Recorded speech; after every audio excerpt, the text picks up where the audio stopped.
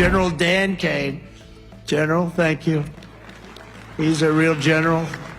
And congratulations on wiping out the nuclear capability of Iran in about a matter of seconds once they got there. They traveled a total of 37 hours. Every captain of industry, every pioneer of science, and every star whose brilliance has lit up the lights of Broadway all share one thing in common. They only had the chance to soar because the veterans had the courage to serve. They took care of those people. They took care of all the stars. Thank you, JD. Thank you very much to our great Vice President. It was a good decision I made. This morning on these hallowed grounds where generations of American heroes rest in eternal glory, we gather to fulfill the sacred duty of every free man and woman. On Veterans Day, we honor those who have worn the uniform, who have borne the battle, who have stood to watch, and whose ranks have formed the mighty wall of flesh and blood, bravery and devotion that has defended our freedom for 250 years. Today, to every veteran, we love our veterans, we say the words too often left unsaid. Thank you for your service. Thank you very much.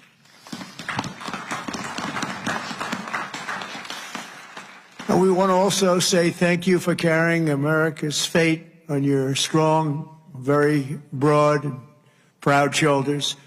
Each of you has earned the respect and the gratitude of our entire nation. We love you, we salute you, and we will never forget what you have done to keep America safe, sovereign, and free. Thank you very much.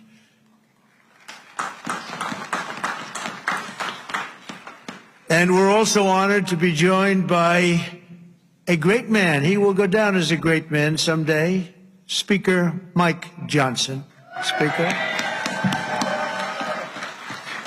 Wherever you may be, Speaker. We love you, Speaker. There he is, right there. Good. Got a good location.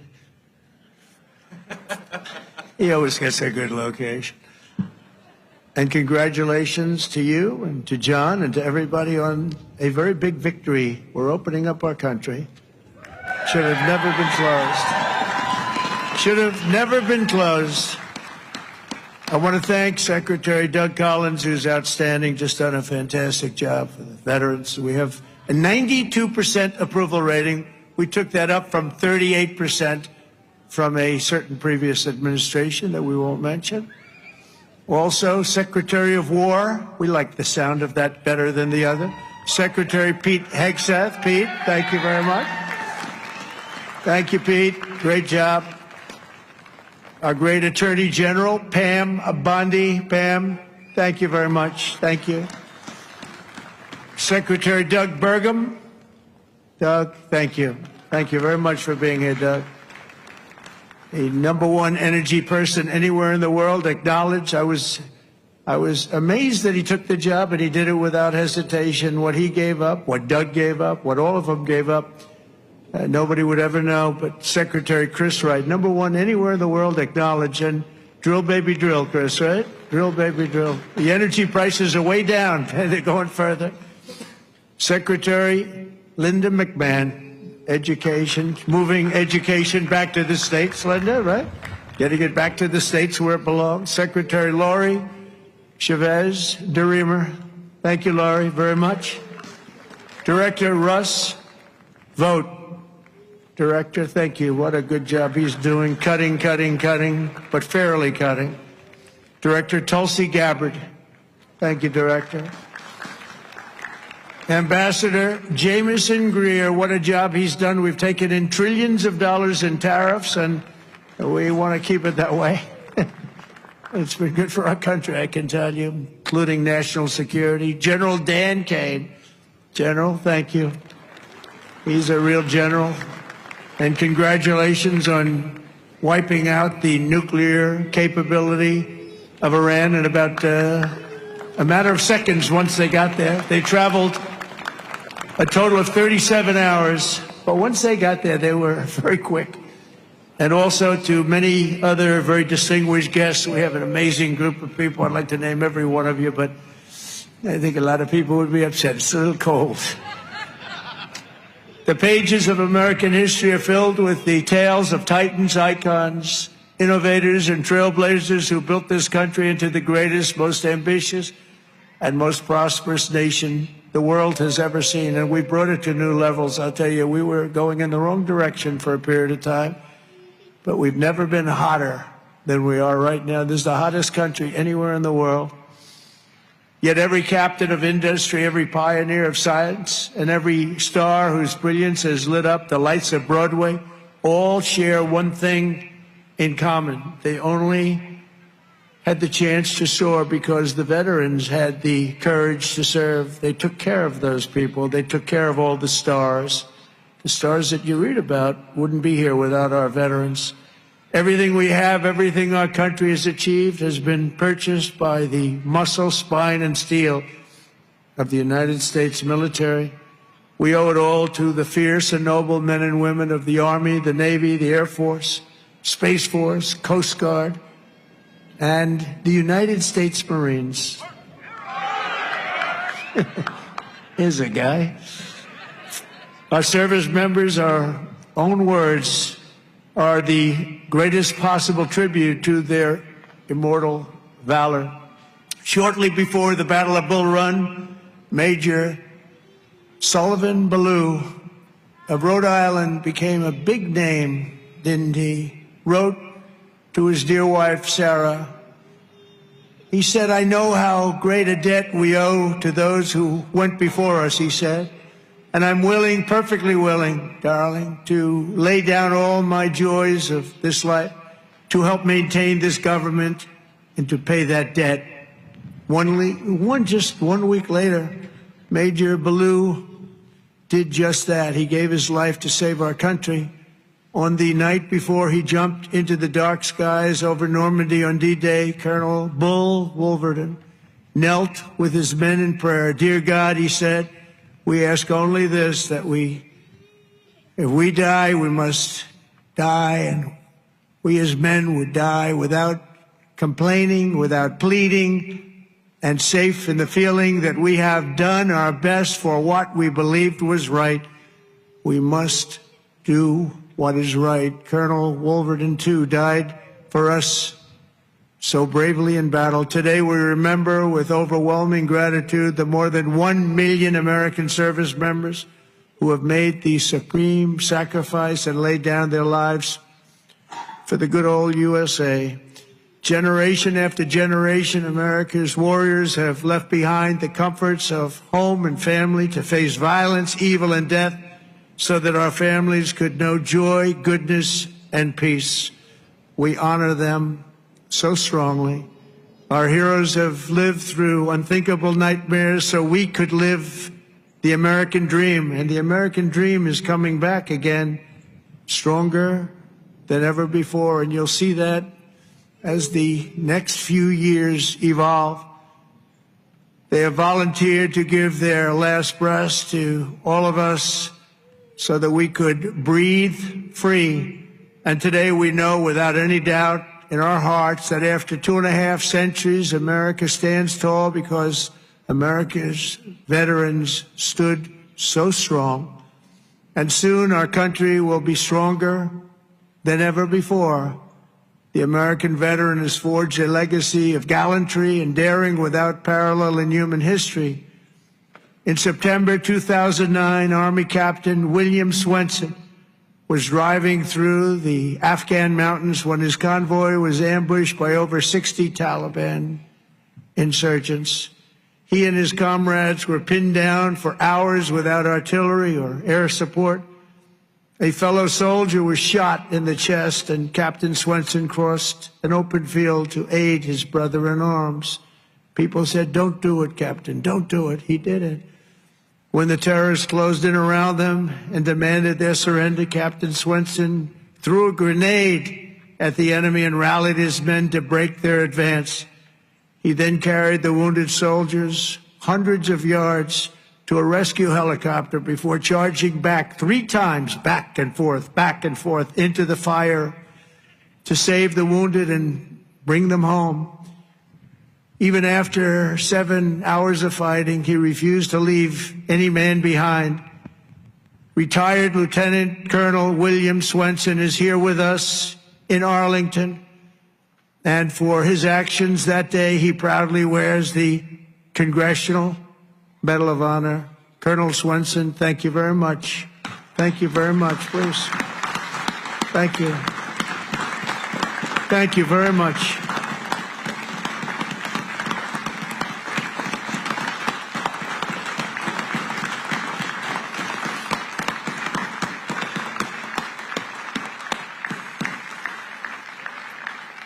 The ultimate honor. Thank you. Another person who shows the Medal of the American Veteran is Dale Stovall. As an Air Force helicopter pilot in Vietnam, Captain Stovall was assigned to rescue a downed American airman deep in hostile territory. Despite the extreme peril, Captain Stovall took off in his HH-53C helicopter and soon came under intense fire, forcing him to turn back. But the captain refused to abandon his mission. The next day, he willingly plunged back into the danger while taking fire from all directions. He didn't have a chance, he felt, but he said, I got to do it. He rescued the downed American pilot who had been stranded on the ground for 23 days and brought him back home alive, completing the deepest rescue behind enemy lines in the entire Vietnam War. For this and 11 other harrowing rescues, he was a brave guy. Dale received the famous Air Force Cross and the Distinguished Flying Cross and 2 Silver Stars, making him the 4th most combat decorated Air Force Academy grad of all time. He retired as a brigadier general after 31 years of service. General Stovall, you are a legend. Please, thank you, General Stovall. Thank you very much. Thank you. You look good, General. You look, I wish I looked that good. You look good. Thank you very much, General. America's warriors never quit, never surrender. They fight, fight, fight, and they win, win, win. That's what we do. We win battles. As you know, today is not only Veterans Day, but it's my proclamation that we are now going to be saying and calling Victory Day for World War I.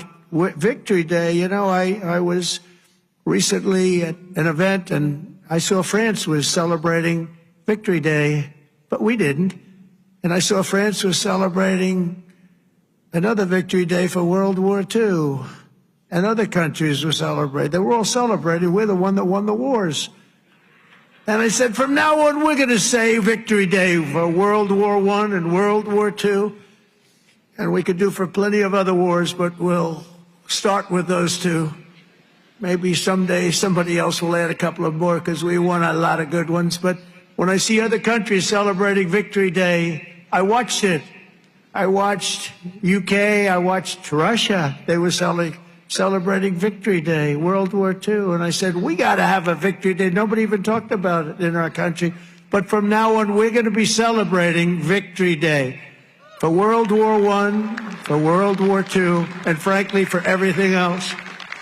Under the Trump administration, we're restoring the pride and the winning spirit of the United States military. That's why we have officially renamed the Department of Defense back to the original name, Department of War.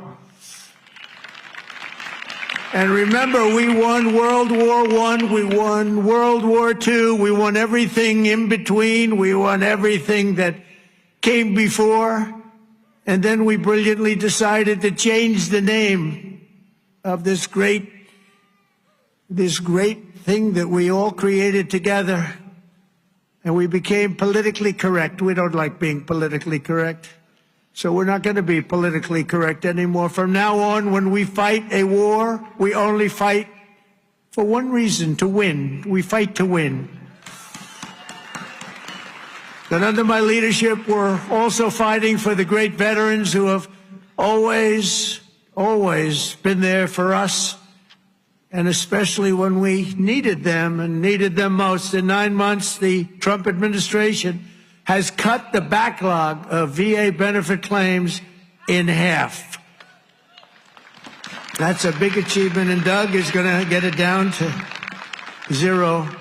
During the Biden administration, the backlog exploded like we had never seen before, and I'm going to eliminate 100% of that backlog. We're moving at that pace, and already we've processed more than 3 million backlog claims, the most of any year in the history of the VA. We've added more than 1 million extra service hours across the VA centers, and we've opened 20 new facilities in 13 states, something that people said just not possible to do. We also have brought back VA choice and VA accountability, taken away by the Biden administration, so that when you have to wait online, you go out and you get yourself a doctor. We pay for the doctor if you have to wait. And the other thing is we fired thousands of people who didn't take care of our great veterans. They were sadists, they were sick people, they were thieves, they were everything you want to name, and we got rid of over 9,000 of them. And then when Biden came in, he hired them back, many of them. But we got rid of them. And I think we got rid of them permanently. We replaced them with people who love our veterans, not people who are sick people. We're also confronting the challenge of veterans' homelessness. And earlier this year, I signed an order establishing the National Center for Warrior Independence to house up to 6,000 veterans in need. And we will not stop until we have ended the tragedy of homeless veterans once and for all. I'd see in New York where people that came into our country illegally, would be put up in hotels, and veterans would be sitting on the sidewalk outside of that hotel where these other people are put in. And many of the people that came in were put in from prisons. They were murderers. They were drug dealers. They were people that we didn't want in our country. They were staying in hotels, luxury hotels, and our veterans were sitting on the sidewalks watching them go in. I said, that's never going to happen under this administration. I also signed the VA Home Loan Program Reform Act, because no veteran should be kicked out of their home for what they call a late payment. It's not happening. And I'm pleased to report that since January, the veterans' unemployment rate has fallen by more than 26%. That's amazing. Work hard on that. And I also want to give a very special thanks to all of the veteran service organizations that work so hard. They're all represented here today. But they work so hard on behalf of our great veterans, and one of the heroes who reminds us of why we fight for those who served in uniform is Army Major and West Point grad Jonathan Turnbull. In 2019, Jonathan was conducting an operation in Syria when a suicide bomber approached and detonated his vest, leaving Jonathan gravely wounded, so badly wounded, they thought he had no chance. The injuries were so severe, the doctors gave him, everybody, they just looked, they all cried. They knew him, they loved him, and they were just crying. They said, no chance. He was resuscitated 3 separate times and he underwent 22 surgeries, but he refused to give up. He wanted to live. He loved this country. He loved his family. He wanted to live. He was going through hell. I visited Jonathan at Walter Reed in 2020, remembered so well. And today I'm delighted to say that Jonathan is not only alive, he is here with us, back on his feet and living a great life alongside his beautiful wife, Samantha, and their 3 incredible children. Jonathan, Samantha, please. God bless you. God bless you. Thank you. Where are you? There he is. There he is. Beautiful. Thank you very much. Thank you. You're a tough guy. You're a tough one. Nobody could have gone through what you went through. He's doing good, isn't he, huh, Samantha? Thank you very much, both. And in conclusion, from the very beginning of our country, Our great American flag has always been shielded and protected by a special caste of citizen who has stepped forward to safeguard liberty's cause. When danger came, when duty called, when Almighty God asked, who had the will and the strength to defend the land of the free, each and every American veteran stood up and said, "Here I am, send me, here I am." They've come from every corner of this nation, from the cornfields of Iowa to the hills and valleys of California, from the steel towns of Pennsylvania to the vast plains of Texas, from the banks of the mighty Mississippi to the 5 boroughs of New York City. With selfless commitment and unyielding conviction, they made themselves America's ramparts and became the shield between our homeland and those who would do us harm. With everything they had, they did one thing above all else. They put America first. On the decks of destroyers, beneath the thunder of cannon fire, in the cockpits of our beautiful B-2 bombers. Aren't they beautiful now? We respect them so much. What a job they did.